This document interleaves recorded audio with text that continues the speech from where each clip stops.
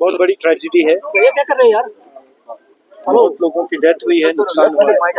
direct civilian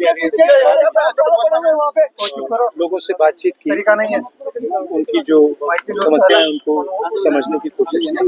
उन्होंने मुझे कहा है कि 2-3 चीजें नेशनल लेवल पे रेज करनी है, वो मैं